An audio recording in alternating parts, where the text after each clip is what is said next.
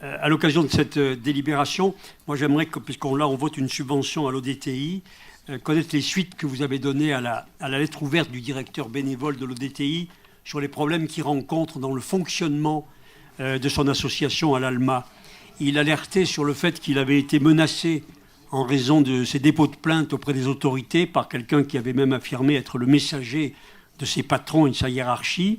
Il expliquait, je cite, que Place Edmond-Arnault et rues avoisinantes, mais aussi ses locaux et les résidents et les résidentes, le personnel, sont bientôt, de l'ODTI, j'entends bien, sont bientôt totalement dans la main des dealers. Et il dit, nous avons identifié depuis 1 an les logements d'ODTI appropriés par des dealers qui mettent sous pression leurs occupants.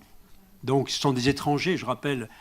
immigrés qui arrivent là, et ils sont déjà fragilisés, dit-il, que nous confient les autorités publiques. Donc on fait la proposition d'une procédure judiciaire avec brigade canine renifleuse. Chaque année, dit-il, je cite le directeur, ce territoire franchit un cap et monte d'un cran sur l'échelle de l'emprise de ces trafics dans le quartier et dans notre établissement, compte tenu de l'augmentation sans précédent de la clientèle consommatrice, qui viennent avec leur aide-soignante se fournir dans le coffee shop hôtel, de fait installé sur la place Edmond-Arnault, mais dans nos locaux, c'est-à-dire dans les locaux de l'ODTI, le tout tacitement toléré par les autorités publiques.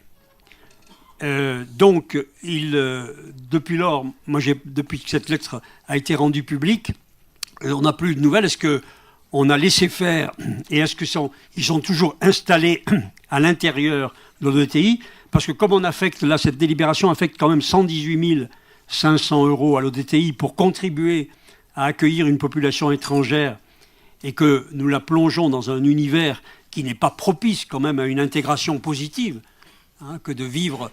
dans ces conditions quand on est accueilli. Je trouve donc un peu insuffisant de voter cette subvention sans mettre en place une action parallèle de lutte contre la délinquance dans le quartier, de contrôle des attributions de logements et des revenus pour contribuer à la faire reculer et aider à ce que le peu d'activités, enfin d'associations qui restent dans le quartier puissent y demeurer dans des conditions les plus acceptables possibles.